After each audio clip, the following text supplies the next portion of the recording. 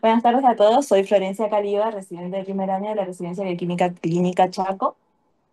Este Ateneo se nombra el precio de la diuresis, diuréticos y el medio interno. Este Ateneo lo realicé, este Ateneo lo realicé durante mi rotación por el medio interno en el Hospital Ferrando. Como objetivo de este Ateneo es conocer los diferentes tipos de diuréticos que existen, identificar los mecanismos de acción de los diuréticos y describir algunas alteraciones que producen en el medio interno. Entonces vamos a empezar repasando algo de fisiología renal. La sangre que circula por nuestro organismo, la sangre que circula por nuestro organismo ingresa por la arteriola aferente hacia los glomérulos, que acá no se ven en la imagen, y ingresan al sistema de ultrafiltración que permite que ingresen a la cápsula de Bowman y empiecen su recorrido por la nefrona. En la primera parte está el túbulo contorneado proximal, en donde de esa filtración de la sangre se va a reabsorber glucosa, sodio, potasio, calcio, algunas vitaminas y proteínas en un 60 o un 75%.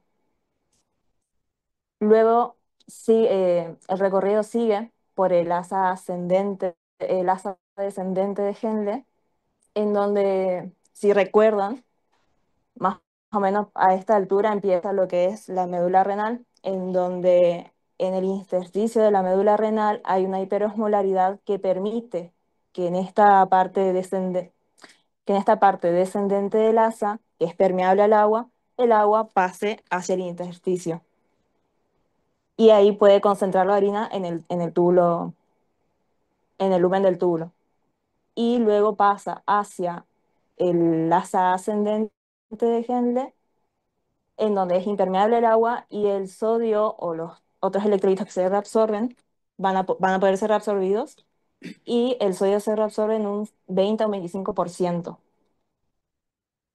Ya luego el recorrido sigue por el túbulo distal y acá se absorbe estos electrolitos en un 5 a un 10% y ya pasando al túbulo colector van a reabsorberse por la acción de la antidiurética en un 1 a un 2%.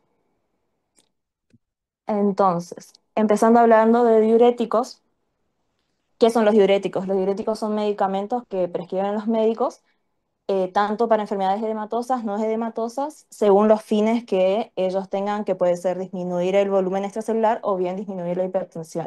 Sí, la hipertensión. ¿Cómo es que actúan? Lo que van a hacer es, estos diuréticos o estos medicamentos van a actuar en lugares específicos de las nefronas, evitando que se reabsorba el sodio, haciendo que aumente ese sodio en el lumen tubular, aumenta la osmolaridad y con ello atrae el agua porque es una sustancia osmóticamente efectiva. Entonces eso va a generar la diuresis. Los tipos de diuréticos que vamos a hablar son los diuréticos osmóticos, los inhibidores de la anhidrasa carbónica, los diuréticos de asa, los ahorradores de potasio y los tiacídicos. Acá vemos, pueden ver en la imagen que no todos actúan en el mismo lugar, sino que todos en diferentes lugares. Van a ver que los tiacídicos actúan en el túbulo contorneado distal, los ahorradores de potasio en el túbulo colector, los diuréticos del asa en la rama ascendente del asa de Henle y el osmótico y los inhibidores de la anhidrasa carbónica en el túbulo contorneado proximal. Bueno, iniciando entonces a hablar de cada uno de los diuréticos, empezamos con los diuréticos osmóticos. Los diuréticos osmóticos, como les mencioné, actúan en las células del túbulo contorneado proximal. El mecanismo de la ósmosis, como bien dice su nombre, y acá, bueno, nuevamente el principio es el mismo, es una molécula osmóticamente efectiva que lo que va a hacer es atraer agua hacia el lumen y eso evitar la reabsorción del agua.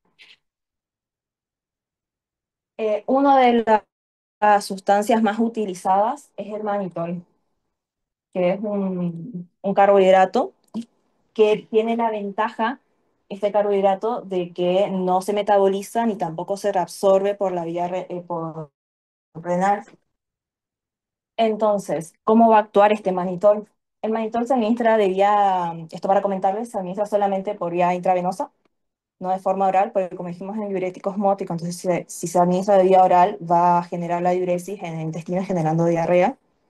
Entonces no es el efecto que están queriendo buscar los médicos, por lo cual se la administra vía intravenosa y va a generar de forma transitoria una expansión del volumen, porque va a empezar a circular por sangre, genera de forma transitoria esta expansión del volumen y, y atrae todo el agua que puede hasta que llega al glomérulo y en el glomérulo, cuando ya llega al lumen tubular, va a llevar con ello agua. Eh, Esto le comento porque generalmente los diuréticos osmóticos son utilizados en glaucomas o en un cráneo hipertensivo, de forma tal de que disminuya esa acumulación de agua. Bien, entonces, como les dije, se evita que se reabsorba el agua acá. El mannitol claramente va a seguir su trayecto por el túbulo, por la nefrona. Y acá, como les dije, acá había una alta permeabilidad al agua, porque de este lado del intersticio iba a haber mayor osmolaridad que hacía que el agua se mueva hacia el intersticio. Y concentración, en este caso, el mannitol va a seguir por el túbulo, entonces va a evitar que se genere esa concentración del agua y se va a obtener una orina bastante diluida. Eh, y bueno, eso. Por otro lado, tenemos los inhibidores de la anhidrasa carbónica. Los inhibidores de la anhidrasa carbónica también actúan en la misma porción. Y acá vamos a repasar un poco qué es lo que sucede. Cómo es que que reabsorben el sodio. El sodio se va a reabsorber por esta bomba de acá, que va a reabsorber sodio, va a reabsorber el sodio y va a excretar hacia el lumen protones, que el protón, cuando se encuentra con el bicarbonato filtrado, por medio de la anhidrasa carbónica, se transforma en dióxido de carbono agua. Eso puede difundir hacia la célula del túbulo contorneado proximal, reacciona nuevamente dióxido de carbono agua y genera protones y genera bicarbonato. El bicarbonato junto con el sodio van a salir hacia la sangre y el protón va a ser utilizado nuevamente para esta bomba para seguir ingresando sodio y también por esta bomba para generar energía. ¿Qué es lo que va a suceder al ser un inhibidor de la anhidrasa carbónica? Que su acción no se va a generar dióxido de carbono agua que va a poder ingresar a la célula, no se va a generar protones ni bicarbonato, y tampoco este protón que estábamos utilizándolo para atraer sodio, tampoco lo va a hacer entonces.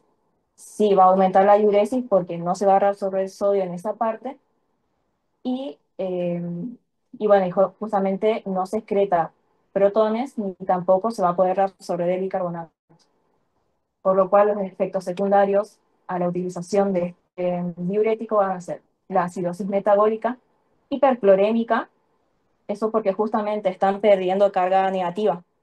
Al perder carga negativa, para compensar esa pérdida, empieza a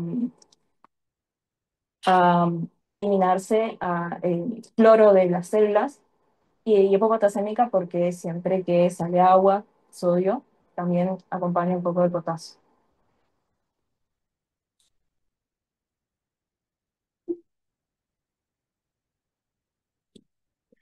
Dentro de los inhibidores de la anhidrasa carbónica podemos nombrar a la acetazolamida, la diclorofenamida y la nitazolamida.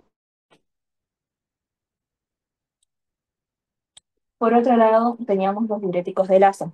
Estos participan en las células de Lassa gruesa ascendente descendente, y acá, eh, si recuerdan, yo les había dicho que el sodio filtrado se reabsorbe aproximadamente un 20 o 25%. Y esto lo hacen mediante esta bomba de acá, que es la NKCC2, que es una bomba electroneutral que ingresa una molécula de potasio, una de sodio y dos de cloro. El sodio, el sodio va a salir hacia sangre por medio de la bomba sodio-potasio PPasa, y por medio de la generación de energía, el potasio va a poder salir hacia el lumen para ser reciclado. como el potasio va a empezar a salir, va a empezar a generar un potencial positivo, una carga positiva del lado del lumen. Va a empezar aparte de aumentar la osmolaridad, va a empezar a repelerse los cationes entre sí y eso hace que provoquen que el calcio y el magnesio ingresen hacia el intersticio.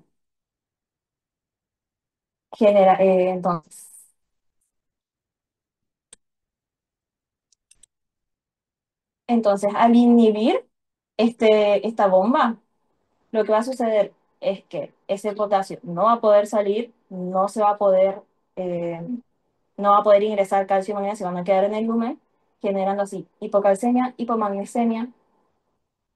Y como les dije, es un 25% lo que no se está reabsorbiendo en esta parte de la nefrona. ¿Y qué es lo que va a suceder? Va a generar una carga del sodio distal de la nefrona, haciendo que se active el sistema renina-angiotensina y consecuentemente a eso se va a reabsorber sodio y cloro y se va a excretar potasio y protones. Por eso se genera una alcalosis metabólica hipopotasemia, con hipopotasemia.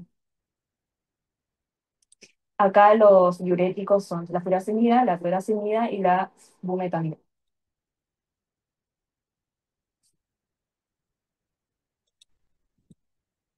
Dentro de los otros tipos de diuréticos tenemos a los tiacídicos que actúan en las células distales del túbulo contorneado distal y las células principales del túbulo colector. Estas imágenes son las mismas células, nada más que del libro donde saqué, eh, los esquemas eran en diferentes imágenes, por eso nomás están así. Pero prácticamente estas bombas están en la misma célula. ¿Cómo es que reabsorbe sodio las células del túbulo contorneado distal? Lo hacen mediante este canal, esta bomba, que va a ingresar sodio y cloro, y luego ese sodio va a poder salir nuevamente por la bomba sodio ATPasa hacia la sangre, y el cloro, bueno, va a tener sus transportadores también. Ahora, parte de ese sodio va a ingresar para que se pueda ingresar a sangre calcio. Eso quiero que lo tengan en cuenta porque estos diuréticos tiacídicos inhiben esta bomba. Y al inhibir esta bomba no ingresa sodio a la célula, generando una disminución del sodio intracelular. Y a consecuencia de eso, la célula va a querer ingresar sodio, entonces ingresa por medio de esta bomba. Pero para eso tiene que incrementar el calcio en sangre, que lo trae desde el lumen tubular. Entonces, sus efectos secundarios van a ser la alcalosis metabólica, la hipopotasemia y la hipercalcemia, que es distinto a los diuréticos de Lassa que generaba hipocalcemia. Acá la alcalosis metabólica y hipopotasémica sucede por la misma razón que sucedía con los diuréticos de Lassa, nada más que sucede en menor intensidad. Va a haber un aumento del sodio en la zona distal de la nefrona, generando la activación de la aldosterona, tratando de reabsorber ese sodio el sodio y el cloro y excretando potasio. También recuerden la capacidad, digamos, de reabsorber el sodio y el cloro en la zona distal va a ser de un 1 a un 2% solamente. Los diuréticos tiacídicos pueden ser la cloratidona, la hidroclorotiazida y la metolazona. Y por otro lado tenemos a los ahorradores de potasio, también conocidos como diuréticos distales. Su lugar de acción y acá tendríamos que recordar cómo es que acciona la aldosterona. La aldosterona que ingresa para unirse a su receptor citoplasmático va a generar los mensajeros, la fosforilación de estos segundos mensajeros que activan al ROMK, que va a hacer la excreción del potasio hacia el lumen tubular y reabsorber el sodio. Y acá existen dos tipos de diuréticos distales con diferentes mecanismos de acción. Los que son antagonistas de la aldosterona que son la espironolactona y la esplenonolona, y los que inhiben el canal sodio dependiente de aldosterona son otros que, como ven, van a inhibir a la ronca y al canal de sodio, bueno, dependiendo de dónde actúen, ¿no? Pero si es un antagonista de la aldosterona, claramente inhibe la unión a su receptor. Esto no sucede, no se activa esto y no se activa esto. Y los que inhiben el canal de sodio actúan a esta altura. Su efecto secundario va a ser la acidosis metabólica.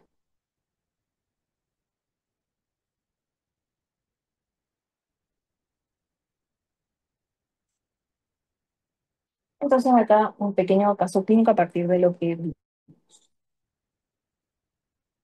Esta es una paciente que llevó, bueno, que tuvo este laboratorio a las 11 de la noche del primer día, y al segundo día a las 3 de la tarde tenía este estado ácido. Bien,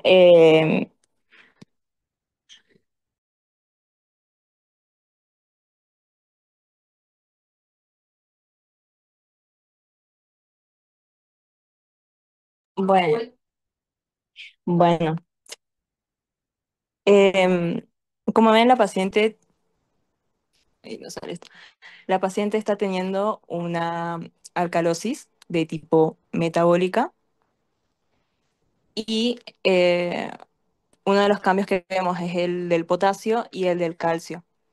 Esta paciente estaba teniendo, se entró en la historia clínica y se vio que le habían dado furosemida, que era uno de los diuréticos de Lassa, como había mencionado anteriormente, que uno de sus efectos era la alcalosis metabólica, hipocalcémica, hipomagnesémica e hipopotasémica.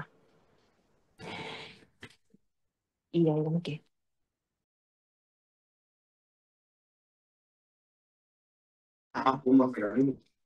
Y